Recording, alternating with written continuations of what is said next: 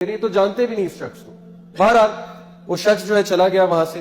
اب 3 دن بعد محفل جمی ہوئی, کورٹ جمی ہوئی, سارے انتظار کر رہے وہ شخص آئے گا, وہ شخص آئے گا. اس نے کہا تھا وہ واپس آئے گا. اب سب کی نظریں ابو ذر غفاری پہ ہیں. ابو ذر غفاری جو ہے بڑے ریلیکس بیٹھے ہوئے. تو صحابہ کو بڑا ڈر تھا کہ اگر وہ شخص واپس نہ آیا تو ابو ذر غفاری جو ہے بڑی مصیبت میں آ جائیں گے. ہوا یہ کہ بس محفل جب برخاست ہونے لگی تو دور سے وہ شخص جو ہے چلا آ رہا ہے, اور وہ آیا حضرت عمر کے سامنے کھڑا ہوا. تو حضرت عمر بہت حیران ہوئے, کہتے ہیں آپ واپس کیوں آ گئے؟ آپ کے پاس تو بہترین موقع تھا بھاگنے کا, آپ قصاص کے لیے واپس آ گئے, قتل ہونے کے لیے واپس آ گئے. اس نے کہا جی میں نے سوچا تھا میں بھاگ جاؤں, لیکن پھر میں نے ایک بات سوچی. میں نے سوچا کہ یار اگر میں آج کمٹمنٹ نہیں نبھاتا, میں بھاگ جاتا ہوں, تو لوگ کیا کہیں گے کہ مسلمان اپنے وعدے پہ پورا نہیں اترتا. حضرت عمر بڑا خوش ہوئے. حضرت عمر نے کہا ابو ذر آپ نے کیوں گارنٹی دی ان کی؟ ابو ذر نے کہا کہ حضرت عمر میں اس کو نہیں جانتا, لیکن میں نے صرف یہ سوچا کہ یار اگر آج میں اس کی گارنٹی نہیں دوں گا تو لوگ کیا کہیں گے کہ مسلم معاشرہ اتنا سخت ہو گیا ہے کہ کوئی بندہ کسی دوسرے کی گارنٹی نہیں دیتا.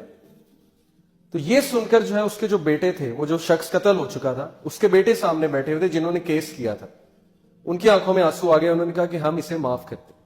حضرت عمر بڑا حیران ہوئے, کہتے کہ آپ اسے معاف کیوں کرتے ہیں؟ ابھی تو آپ کہہ رہے تھے قصاص کرو.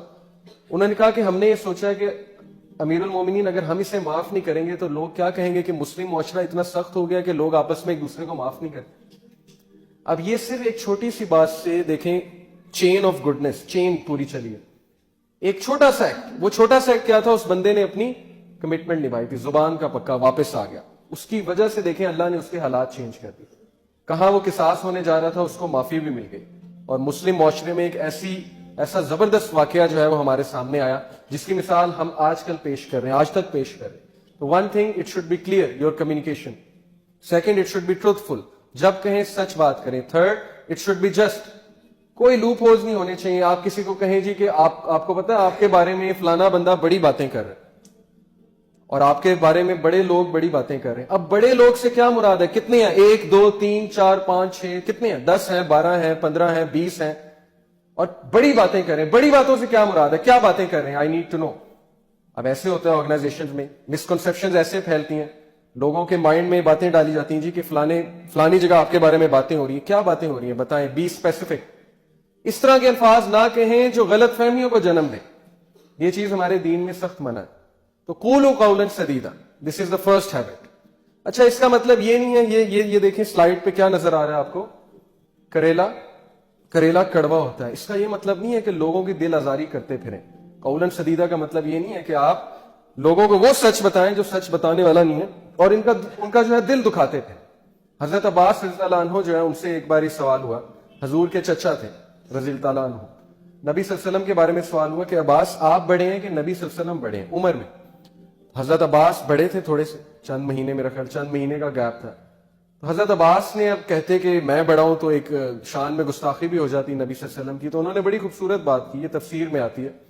انہوں نے کہا کہ بڑے تو نبی ہیں, بڑے تو رسول اللہ ہیں, لیکن پیدا پہلے میں ہوا تھا.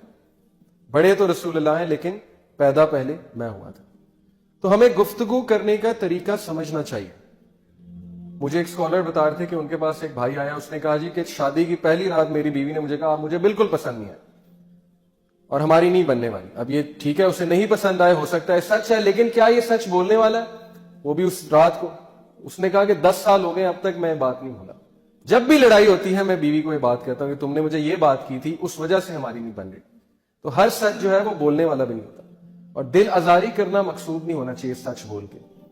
کسی نے آپ کے بارے میں کوئی بات کی ہے جی کہ وہ تو ایسا ہے, وہ تو ویسا ہے, اب میں اسے جا کے بتا دوں کہ انہوں نے آپ کے بارے میں یہ بات کی ہے کہ آپ تو ایسے ہیں, آپ تو ویسے ہیں. بلکہ دوستی کرانے کے لیے تو حدیث میں آتا ہے کہ جھوٹ بھی بولا جا سکتا ہے. 2 لوگوں کے دل جوڑنے کے لیے جو ہے وہ اس طرح بات کو توڑ مڑوڑ کے پیش کیا جا سکتا ہے.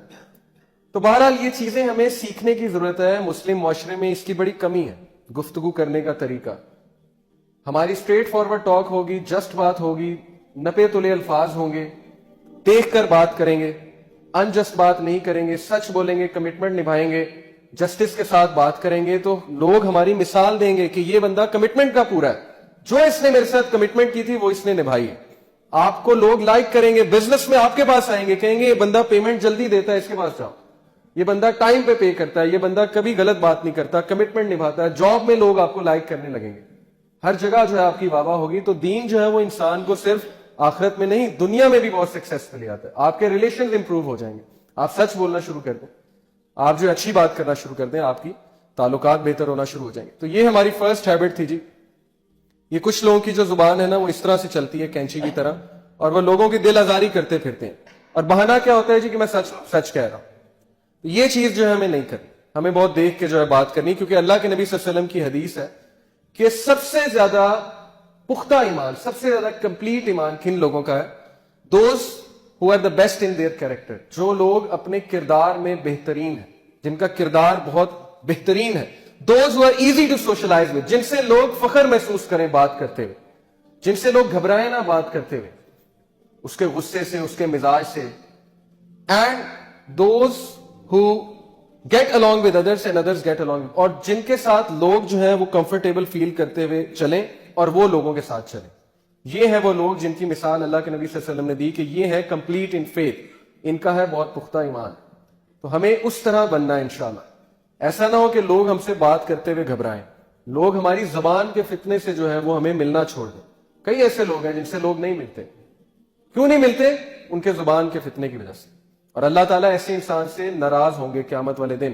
حدیث ہے کہ اللہ تعالیٰ منہ موڑ لیں گے ایسے شخص سے. کیوں؟ کیونکہ یہ وہ شخص تھا جس سے لوگ ملتے ہوئے گھبراتے تھے, بیٹھتے ہوئے گھبراتے تھے. کیوں؟ اس کے زبان کے فتنے کی وجہ سے.